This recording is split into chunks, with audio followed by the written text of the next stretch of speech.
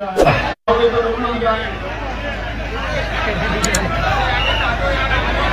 आपके उत्साह को समझता हूं।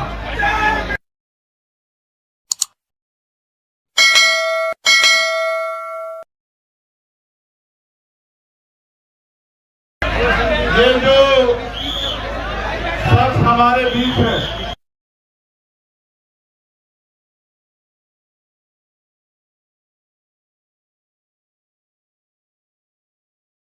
इस देश के लिए कई महत्वपूर्ण लड़ाई, लोगों को जगाने के लिए, लोगों को उनके अधिकार के प्रति जागरूक करने के लिए हम लोगों ने लड़के देखा। और अच्छी बात यह है कि वो अपने लिए नहीं लड़ रहे हैं, ना उनको नौकरी चाहिए, ना उनको कोई पेपर लेना, ना उनको कोई नौकरी चाहिए सरकारी, ना उनको कोई पेपर देना है। और अगर वो अपनी जान को दांव पे लगा के यहाँ बैठे हैं और हटाए से नहीं हट रहे, इस बात का इनकलाब है, इस बात की चेतावनी हुकूमत को कि अब ज्यादा दिन तक उनकी डिक्टेटरशिप चलने वाली नहीं, उनको फैसला लेना पड़ेगा। मैं तो देख रहा था जहां लोग अपनी लड़ाई नहीं लड़ते, जहां लोग अपनी समस्याओं में नहीं खड़े होते, मुझे सहयोग से ये भी कहना पड़ेगा, इस देश के नौजवानों को अपने बारे में सोचना चाहिए उन्हें अपने बारे में। आज वो इसलिए घर से बड़े पैमाने पे नहीं निकल पा रहे हैं क्योंकि घर के लोगों को जाएंगे तो किसी मुसीबत का सामना करना पड़ सकता। अगर आप अपनी लड़ाई अपने आप नहीं लड़ोगे तो आपकी लड़ाई कौन लड़ेगा। मैं पुनः धन्यवाद देता हूं इस मंच को, वो हमारी बहनें, हमारे भाई जो बैठे हैं भूख हड़ताल पे, अनशन पे, जो डटे हुए बारिश में, तूफान में, गर्मी में, सर्दी में। और मैं खुद आंदोलनकारी, मैं जानता हूं कि जब कोई आंदोलन करने निकलता है तो उसको कितनी तरह का सामना करना पड़ता है, उसमें सवाल खड़े किए जाते हैं, उसकी नैतिकता को गिराने के लिए प्रयास किए जाते हैं, उस पर आरोप लगाए जाते हैं कि इनको फंड कहां से मिल रहा है, इनको। प्यारे साथियों, मैं तो खुद एनएसए में रहा 16 महीने के लिए जेल में और निर्दोष होते हुए रहा। उसके बाद दिल्ली कई बार यहाँ प्रदर्शन करने आया तो रास्ते रोकने के बैरिकेडिंग लगा दी गई, बड़े बड़े पुलिस ने साइन बोर्ड खड़े करके तमाम तरह के प्रयास किए, डिटेन किए गए। लेकिन जब कोई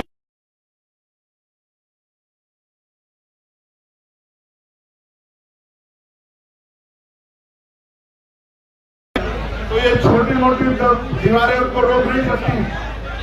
तो कई बार संघर्ष करने के बाद और जब इससे भी काम नहीं चला तो गोली भी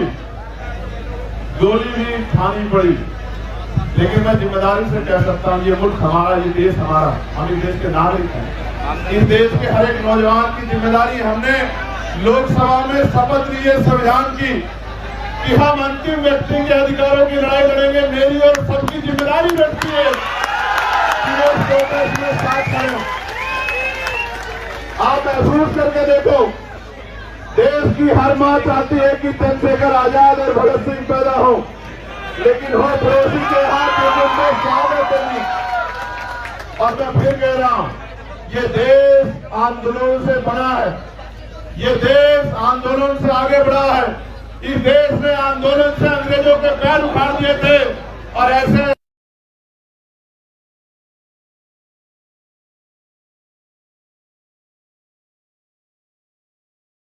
सबके पैर भी ऐसे ऐसे आंदोलन उखाड़ देंगे।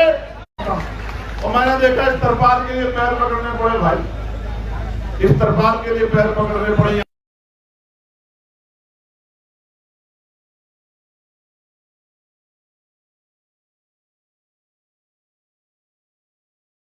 कल इन्होंने कहा कि टीम ने कि भैया 20 तारीख को कूच करेंगे हम लोग। 20 को करोगे पक्का?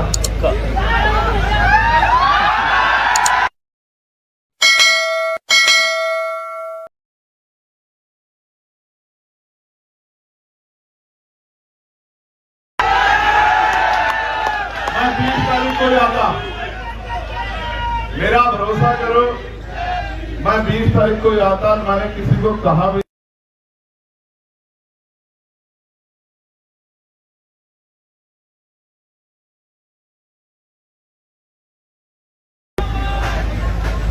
इनकी वजह से आना पड़ा। मैंने इनसे कहा कि जाओ उनसे कहो से क्या ये खलल डाल रहे, तो आप कुर्सी छोड़ के नहीं देते सर।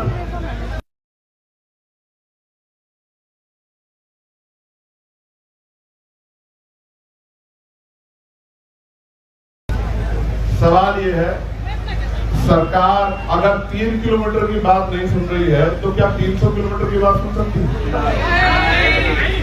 सरकार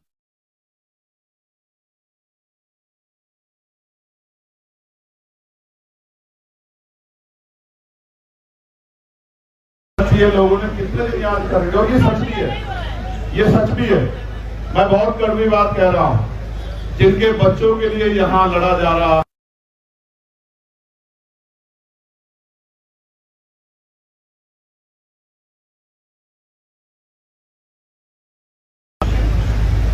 पैसे वाले लोग पेपर लीक करा लेंगे, जिनके जो पावर स्ट्रक्चर से जुड़े हुए लोग हैं उनको पेपर पहुंच जाएगा, तो किसको नुकसान?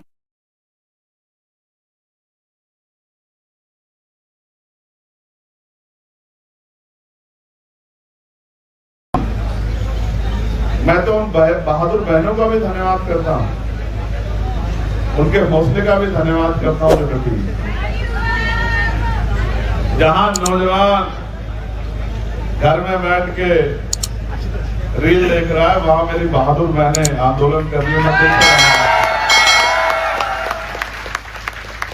20 तारीख को आओगे नहीं आओगे बताओ?